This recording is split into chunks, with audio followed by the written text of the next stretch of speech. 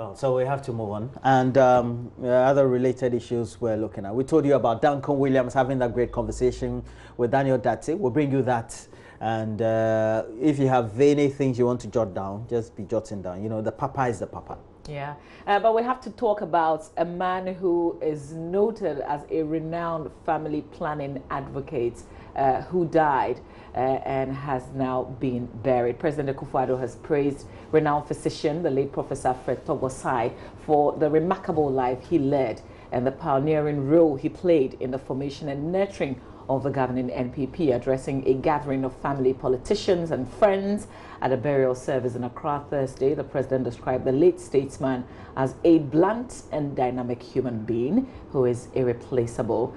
For Evans Chinwe's report read to you.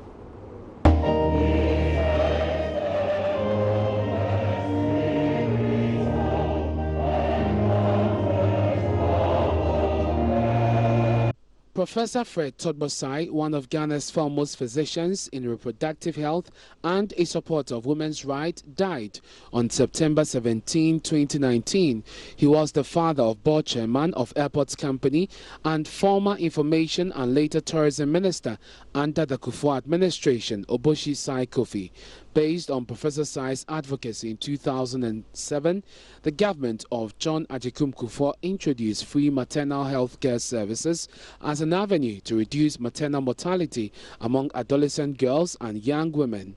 He also served as professor of preventive and social medicine at the University of Ghana Medical School.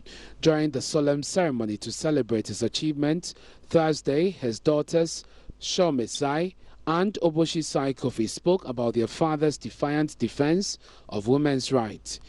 He was such a dominant force in our lives. We are not likely to deal easily with his absence, but we believe Frederick Togbosai has earned a well-deserved rest and will sleep well in the arms of the Lord. President Akufo-Addo says it was joy to work with the late statesman. When I worked with him in the early formative years of the New Patriotic Party, it was a joy and often a great relief to have the hard-working, straight-talking Professor Sai around to help cut through the fog of interminable arguments of NPP politics. He worked hard to make the NPP popular among the Ghana Dangbe communities. The party will be forever grateful to him that he brought his personal resources to help the party in those early years and tried so very hard to shame other colleagues in doing the same. He played a critical role in one of the most challenging moments in the life of the New Patriotic Party. In the run-up to the elections of 2016, a small cabal of senior officials of the party set out deliberately to destabilize the party and compromise its chances of victory. We have Professor Sai, the late C.K. Tedem, Professor J. Bekwe, the Honorable Hakman Owusu-Ajiman, Madam Amabuzia, the Honorable Stanley Ajiri Blankson, and the other members of the party's National Council of Elders to thank for the principled and courageous step they took in seeing to it that these officials were appropriately disciplined and removed from positions of influence in the party. Some members of the New Patriotic Party also recounted some of his great works and what he will be remembered for. Father Sai, as one of the key people in the Council of Elders in the NPP sector, our advisor, our everything, he will tell you as he sees it. No, this up and down situations do not arise. So we really lost an icon. It happens that Prof is my cousin, and I have known him for many years because of family ties. I mean, he's one person who showed a lot of interest in the family, despite the numerous and tight schedules. He always found time I mean, to participate in family work and activities. As for what he has achieved for the country, I think they are enormous. Professor Sai has been one of the stalwarts of our party. I mean, in the very dark days when our party was still about to take seat in Ghana, these were the people who helped advance our political position, our ideology, and today the party is grown beyond its imagination, and I'm sure that is why you are seeing the hordes of people here to mourn with the family and to also to solidarize with Madam Oboshi Sai. He was married with 6 children. Okay, so you know, with this whole conversation of this whole sexuality conversation, one of the key person really who a lot of people would have loved to hear from him, and I think that he would have put this matter to rest one time with the explanation and things because he's been a great advocacy for you know, family planning and the like. That's a bit I want to share on him. and definitely, like, before you come to what his work experience had been, I got to have some close association with him during the turn of the millennium when we took part in the Stop AIDS Love Life campaign, because he was very instrumental in that. So they worked with the Ghana Social Marketing Foundation as well as a number of the related agencies, the Health Service, the Ministry of Health. So he was at many of the encounters that we had, and it was at that time that I got to know, for example, that Professor Fred Tisai was very instrumental in many family health policies that had been drawn at the United Nations level. And one of the policies there means member countries were compelled, once they were signatories to many of those agreements and conventions, to trickle it down by way of policy direction in their respective countries. Because we have to put things into perspective. There was a time in the history or governance structure or economies of the sub-Saharan African countries in which we just couldn't cope. The economies were not doing well. There was a lot of political instability, and the populations were growing.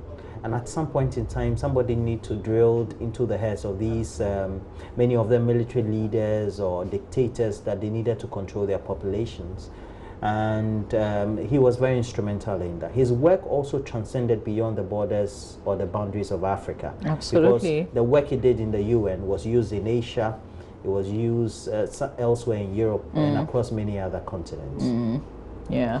Let me also say that, you know, in June he turned 95, and the UN, appropriately so, because of the works that he had done with the UNFPA particularly, they celebrated his 95th birthday. But here's a bit about the man that we're talking about this day, a man who was laid to rest yesterday. Ghana's renowned physician in reproductive health and lifelong advocate for women's sexual and reproductive rights, Professor Fred Togbosai.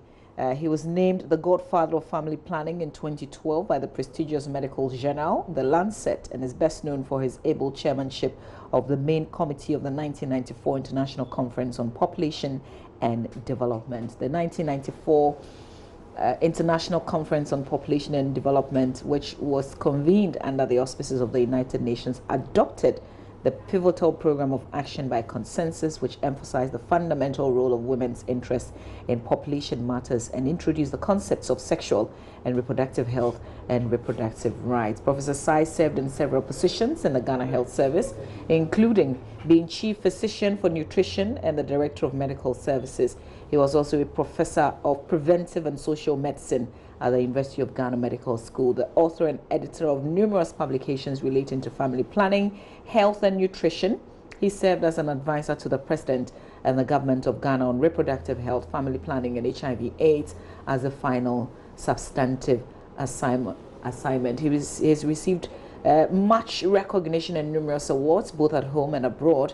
Of special note are the 1993 United Nations Population Award and the Prince Mahidol Prize for his contribution to gender issues and family planning in 1995. In 1998, he received the Harvard School of Public Health Alumni Award of Merit for his outstanding contributions to the field of public health, the highest honor the school bestows on its alumni. In 2006, he was befittingly given one of the highest Ghanaian honors by then President Akufo-Addo, which is the Order of the Star of Ghana. He published his memoirs in 2010 titled With Heart and Voice. Professor Fretsai remembers. It's a vivid account of his childhood and his experience in the world of reproductive health. Well, there are many more things that we could say about him. He's a great man by all standards. He left behind his beloved wife, Mrs. Florence Alinosai, and 6 children, including one that we know very well, Madame Oboshisai Kofi. So may he rest in peace. We thought we would take some time and remember and celebrating. Exactly, and celebrate his achievement as well. And Mama, I have to say there was one particular literature that I had reviewed over the years. I think it will be just around the time I'm talking about 19 years ago, 20 years ago.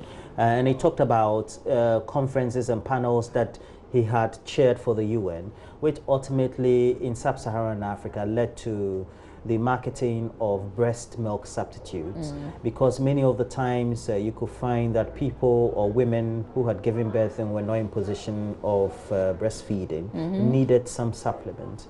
And there was the resultant issue of social-cultural stigma that was always attached, not directly breastfeeding, but then the babies also, or the infants, will need breast milk, and he was very instrumental in that. And that culminated in the marketing of substitutes for breast milk across the developing world. And at the time, when we're talking about the developing world, I think largely still, we're talking Africa, Asia, Latin America, and South America, and some sections of Europe as well. And his work, even though we don't tend to recognize it in the media in Ghana, is well respected for those who tend to work in that community.